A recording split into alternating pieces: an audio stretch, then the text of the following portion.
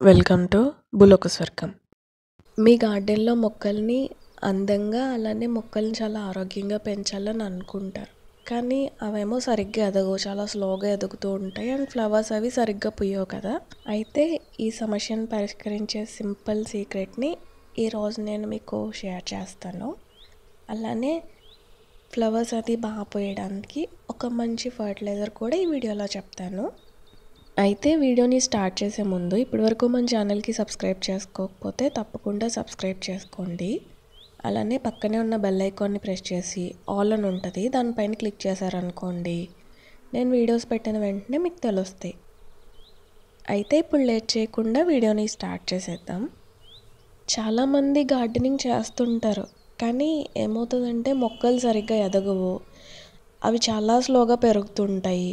ఆ పెరిగిన మొక్కలు కూడా కాయలు సరిగ్గా కాయవు, పువ్వులు సరిగ్గా పుయ్యవు, పూసినవి కూడా సరిగ్గా పుయ్యకుండా ఉంటుంటాయి కదా. అలా ఎందుకు జరుగుతుందంటే ఒక కారణం వచ్చేసి మట్టి పోషకాలు కోల్పోవడం.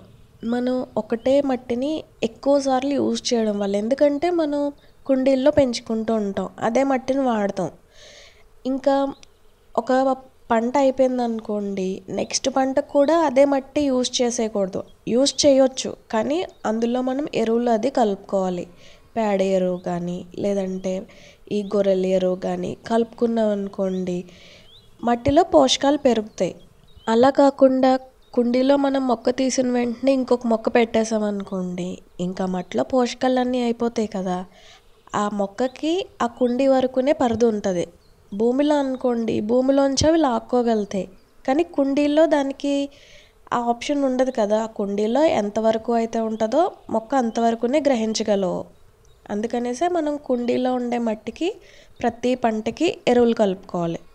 అంతేకాకుండా మనం మొక్కలకి 15 రోజులకు కానీ కనీసం 20 రోజులకు కానీ ఏదో ఒక ఎరువులు తయారు చేసుకొని ఇస్తూ ఉన్నాం అనుకోండి, మొక్కలకి పోషకాలు బాగా అంది బాగా పెరుగుతాయి, పూత కాత బాగా వస్తుంది. బయట మార్కెట్లో చాలా కెమికల్ ఫర్టిలైజర్స్ అమ్ముతారు, కానీ అవి సహజమైనవి కాదు కదా, అవి కెమికల్స్, మన మొక్కలకి మంచిది కాదు.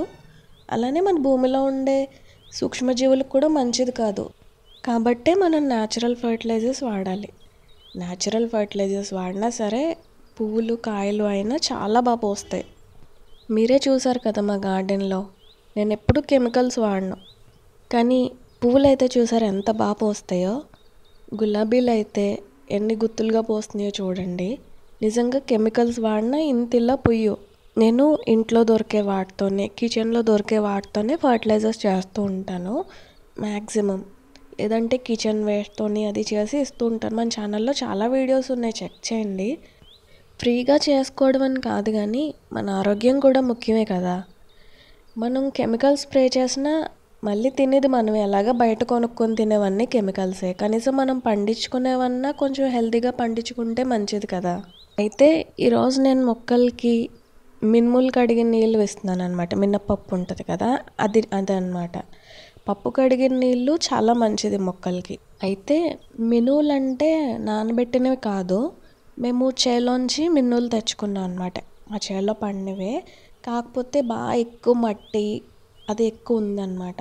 అయితే ఏం చేద్దాం అనేసి ఒకసారి జస్ట్ నీళ్ళల్లో కడిగేసి తీసేసి వెంటనే ఎండబెట్టేసాం అనుకోండి, పప్పు పాడవదు కదా అనేసి ఒక్కసారి ఇలా నీళ్ళల్లో వేసేసి కడిగేసాం అనమాట. కడిగేసి తీసి వెంటనే ఎండలో పెట్టేసాము. ఎండ చాలా ఎక్కువ ఉంది కదా, అందుకనేసి చాలా త్వరగానే ఎండిపోయాయి. బాగా ఎండగా ఉన్నప్పుడే చేసాం అనమాట, లేదంటే అనవసరంగా పప్పు అంతా పాడైపోద్ది కదా నీళ్ళల్లో నానిపోతే. చూసారా ఇంకో ఎంత మట్టి అయితే వచ్చిందో. ఈ మట్టి మొక్కలకి చాలా మంచిది. అండ్ ఇందులో ఈ పప్పు కడిగాం కదా, అది దిగుతుంది కదా, అది కూడా మొక్కలకి చాలా మంచిది అన్నమాట. ఇందులో ఎన్పికే వాల్యూస్ ఎక్కువ ఉంటాయి. ఇది నేలలో సూక్ష్మజీవుల యొక్క కౌంట్ని పెంచుతాయి, అలానే మన మొక్కలకి కావాల్సిన పోషకాలని అందిస్తుంది అన్నమాట. చూడండి ఇలా ఎండబెట్టాము, ఒక గంటకే ఎండిపోయాయి. ఎక్కువసేపు కూడా నానబెట్టలేదు కాబట్టి ఏం కాదు. ఇప్పుడు ఈ వాటర్ని అంతా తీసుకుని మొక్కలకి వేసుకుంటున్నాను. చెప్పాను కదా మొక్కలకి అయితే చాలా మంచిది. మామూలుగా మనం బియ్యం కడిగిన నీళ్ళు, పప్పు కడిగిన నీళ్ళు కూడా వేస్తుంటే చాలా మంచిది మొక్కలకి. మనం పప్పు కడిగిన నీళ్ళు ఇలా బియ్యం కడిగిన నీళ్ళు మొక్కలకి వేసామనుకోండి, మనకి రిజల్ట్ వెంటనే తెలిసిపోతుంది. ఒక వారంలో మొగ్గలు ఎక్కువ వచ్చేస్తూ ఉంటాయి. కావాలంటే మీరు అబ్జర్వ్ చేయండి. మీరు బియ్యం కడిగిన నీళ్ళు అది పెట్టి, లేదంటే కిచెన్లో వచ్చే వాటర్ ఉంటుంది కదా, కూరగాయలు కడిగిన నీళ్ళు, అవి కూడా ఒక సైడ్ ఉంచి ఒక 2-3 రోజుల్ని వాటిని ఊరబెట్టి ఫర్మెంట్ చేసి అప్పుడు వేసారనుకోండి మొక్కలకి, పువ్వులు అయితే చాలా బాగా వస్తాయి. ఒక్కొక్కసారి మొక్కల పెరుగుదల సరిగ్గా ఉండదు కదా, మొక్కలు వీక్గా పెరుగుతుంటాయి, సన్నగా ఆకులు కూడా షేప్ అవుట్ అయిపోయి సరిగ్గా పెరగకుండా ఉంటాయి కదా, వాటికి ఈ పప్పు కడిగిన నీళ్ళు కానీ బియ్యం కడిగిన నీళ్ళు కానీ ఒక 3 రోజులు అలా నానబెట్టి ఫర్మెంట్ చేసి పైన స్ప్రే చేయండి. మీకు రిజల్ట్ వెంటనే తెలుస్తుంది. మొక్కలు చాలా బాగా రికవర్ అవుతాయి, మొక్కలు బలంగా పెరుగుతాయి కూడా. ఇలా వారానికి ఒక 2-3 సార్లు అన్నా స్ప్రే చేయొచ్చు. ఇలా స్ప్రే చేసినప్పుడు మొక్క ఎందుకు ఫాస్ట్గా గ్రహిస్తుందంటే, ఆకుల మీద టొమాటో అనేసి చిన్న చిన్న కన్నాలు ఉంటాయి అన్నమాట. ఆ కన్నాల్లోంచే మొక్క ఆక్సిజన్ వదిలి కార్బన్ డైఆక్సైడ్ని పీల్చుకుంటుంది. మనం మొక్క పైన స్ప్రే చేసినప్పుడు ఆ కన్నాల్లోంచి వెళ్ళి మనం స్ప్రే చేసిన పదార్థం మనకి త్వరగా ఫలితాలు చూపిస్తుంది అన్నమాట. మొక్క త్వరగా రికవర్ అవుతుంది. మనం ఇచ్చిన పోషకాలు మొక్కకి త్వరగా అందుతాయి అన్నమాట. మనం మట్టిలో ఇచ్చామనుకోండి, అది వేరుల ద్వారా వెళ్ళి జాయిగా అది మొక్కకు రావాలి. ఇలా మనం స్ప్రే చేసినప్పుడు ఆకుల్లోంచి డైరెక్ట్గా మొక్కే తీసుకుంటుంది. ఇప్పటి నుంచి బియ్యం కడిగిన నీళ్ళు కానీ పప్పు కడిగిన నీళ్ళు కానీ వృధాగా పాడేయకండి. మీ మొక్కలకి ఇస్తే మంచి ఫలితాలు ఉంటాయి, పువ్వులు కాయలు బాగా వస్తాయి. సో ఇదండి ఇవాల్టి వీడియో. ఈ వీడియో ఎలా అనిపించిందో నాకు కామెంట్స్లో చెప్పండి. అలానే మీరు కూడా తప్పకుండా ట్రై చేయండి. మీకు ఎలాంటి ఫలితాలు వచ్చినాయో కూడా నాకు కామెంట్స్లో చెప్పండి. అలానే ఈ వీడియో నచ్చితే ఈ వీడియోకి ఒక లైక్ చేసి మన ఛానల్కి సబ్స్క్రైబ్ చేసుకుని పక్కనే ఉన్న బెల్ ఐకాన్ని ప్రెస్ చేయడం మర్చిపోకండి.